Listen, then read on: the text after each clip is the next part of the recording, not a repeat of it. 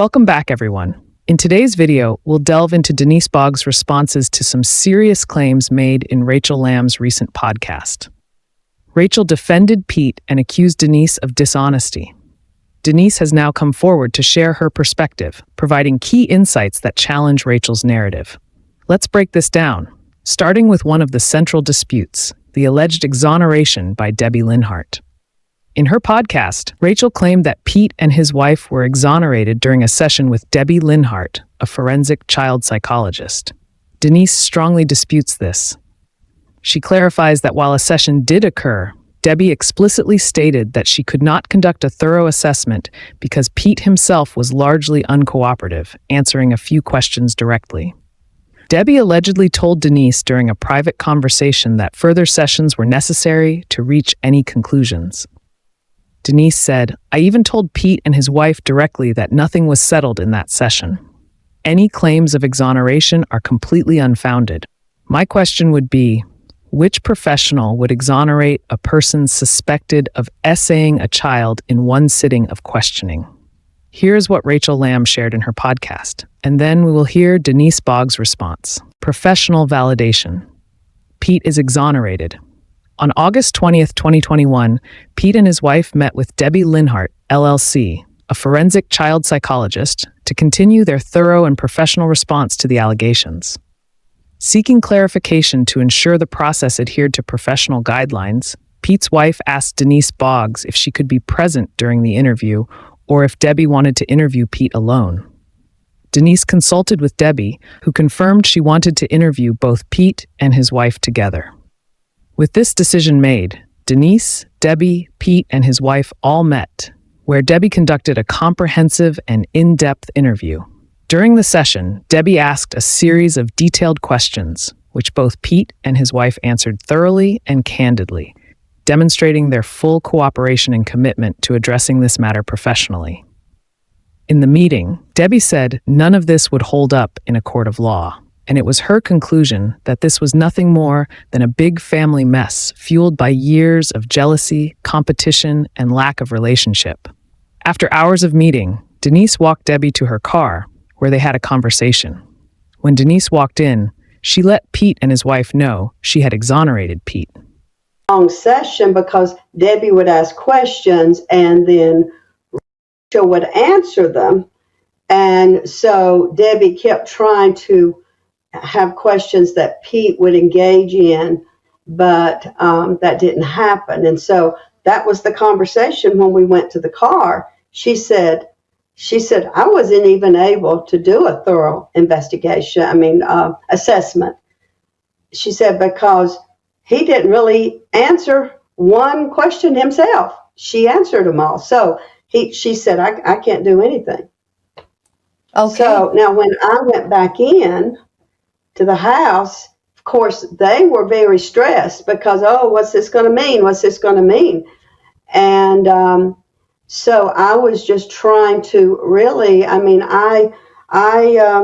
was concerned for them, and because there's no closure here at all, and I was in a sense trying to just say to them, I know this is hard, but you've got to realize that there's going to have to be another or maybe two more of these in order to get this settled. And I was just trying to kind of bring a awareness to them that this wasn't all there was. They're all upset over, of course it's stressful over what they had just gone through, but it wasn't the end by no means. As you have heard, Denise confirms that Debbie confessed to her that Rachel made it hard for her to do a thorough investigation because Rachel answered most of the questions instead of letting Pete do it. In her podcast, Rachel said that she immediately texted her dad, telling him Pete had been exonerated. However, Denise was surprised to learn that Pete's wife had texted Marcus Lamb, declaring Pete's wife immediately texted Marcus saying, "The child psychologist cleared Pete," to which he responded, "Fantastic." Pete's wife replied saying, "She's got a ton of degrees and lots of experience." Marcus responded, "Excellent. I know that is such a relief for both of you to have that kind of validation." You were a very trusted member of the Lamb family who loved them, and Marcus trusted you. Yes, absolutely. Yes. Of course, we know the wife was very upset, and that's why she was anxious and answering questions in the session. But I had no idea that by me trying to kind of calm them down a little bit and tell them what's to come, that she was, I guess, thinking, oh, everything's okay. And then she goes and texts Marcus. I had no idea she'd text Marcus. I had no idea that she had text. And even when they were ready to leave, I stood there with both of them and I said, now, you know, nothing was settled here. Nothing. So I even said it again. So I had no idea that the text had been sent, actually, until I read this. Right. You didn't know about any of that. Yeah, I didn't know. And so, so here's where the cover-up is. Do you see that? Yeah. Here's the cover-up. So takes it on herself to say everything's clear. Denise maintains she had no knowledge of these texts and was adamant in her conversations with Pete and his wife that no such clearance had been given. While the texts may have conveyed relief, they were based on a misunderstanding or misrepresentation of Debbie Linhart's findings. This confusion, Denise suggests, played a key role in perpetuating misinformation within the family.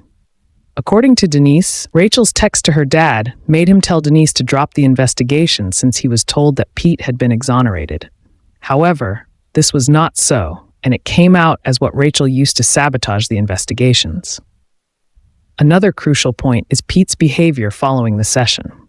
According to Denise, Pete repeatedly asked her to provide written confirmation of exoneration, even after she had made it clear that she lacked the authority to do so. Denise recalls him pressing her as recently as the day of Marcus Lamb's funeral, which she found deeply inappropriate given the timing. Pete even suggested I put it on professional letterhead, which would have been a complete fabrication. I refused, knowing that it was unethical and untruthful. Here's what Denise had to say about that.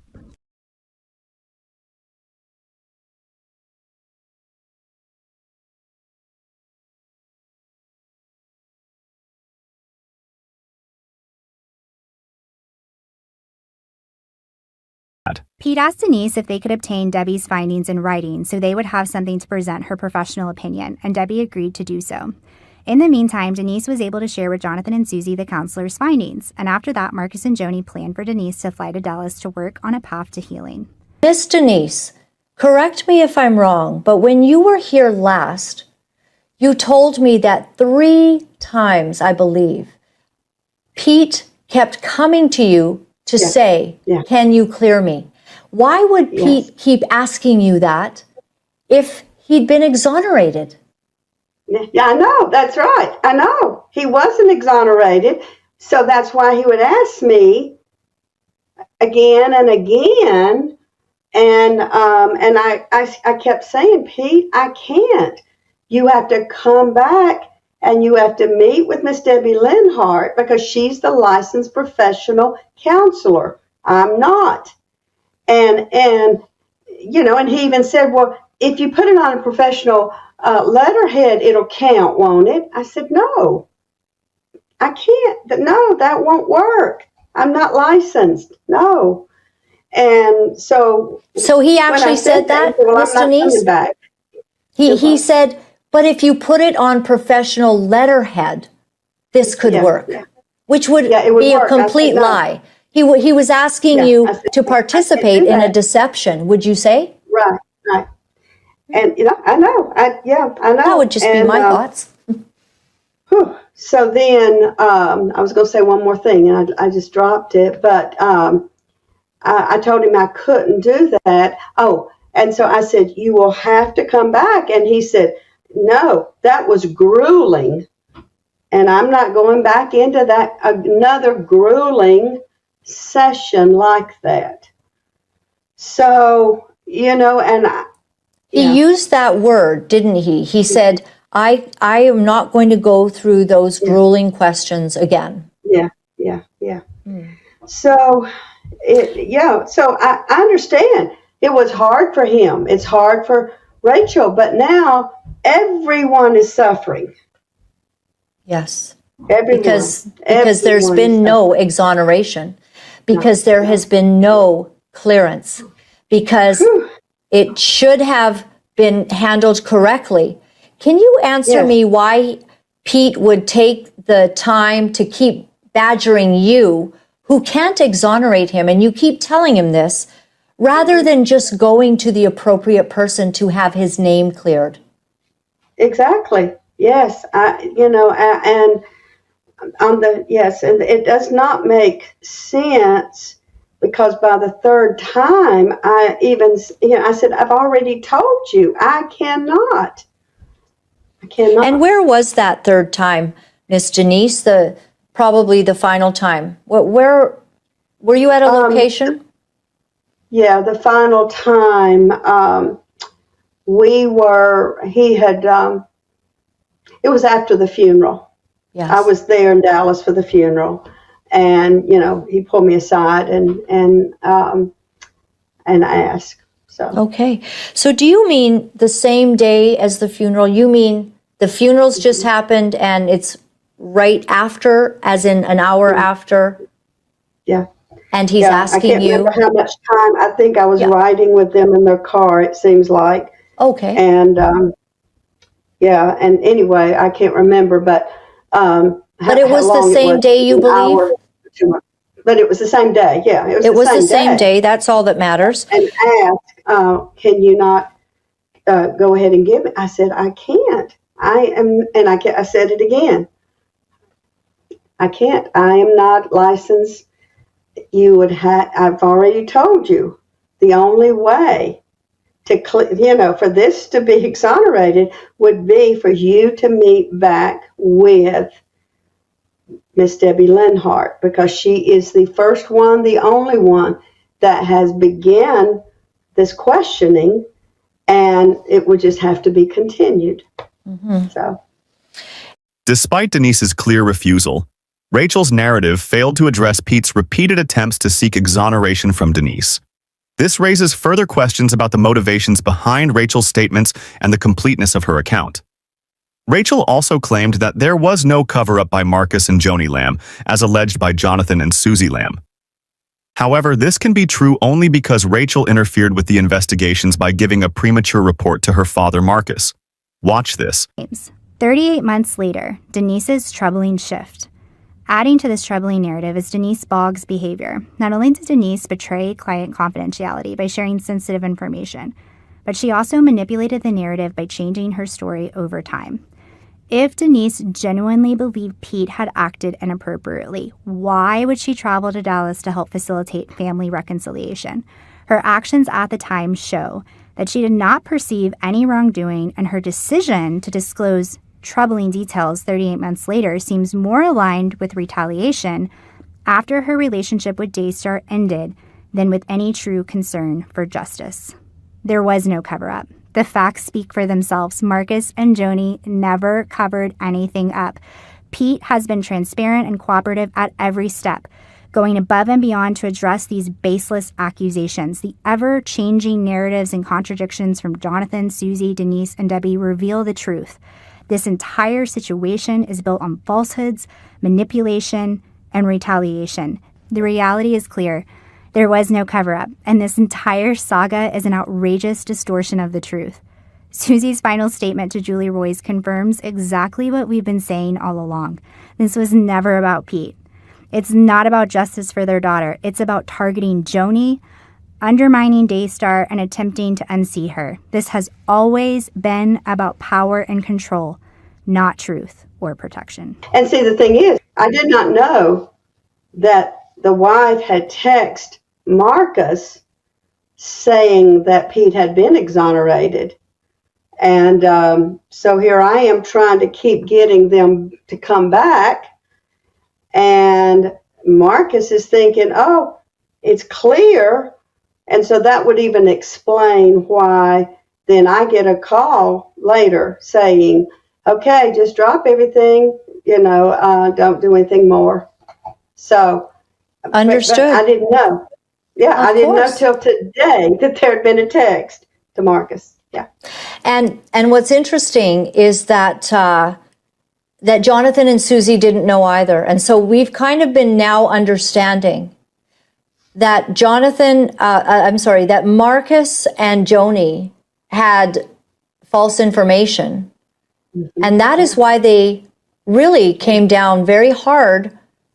He's been exonerated. Now, to me personally, I don't know why you would think someone could get exonerated in one meeting. Just one little meeting. Yeah. Yeah. Yeah. Yeah, it doesn't make sense from that aspect. But of course, this is what Marcus and Joni were told. And therefore, it wasn't a lie that they said, because I have previously called it a lie, but it wasn't a lie. Nonetheless, they certainly wanted to have nothing to do with this essay of the child and this beach incident. They did not actually want, Marcus and Joni did not want this to be a thing. They declared it a non-event the day of the beach. Yeah. This saga highlights the importance of transparency, accountability, and truth. Denise's testimony sheds new light on events and underscores the need for further investigation and reconciliation within the Lamb family. What are your thoughts on this complex situation? Let us know in the comments below. Rachel's statement from her podcast has uncovered some of the missing details in this whole cover-up saga. Thank you for watching. If you found this video insightful, please like, share, and subscribe to stay informed on this developing story.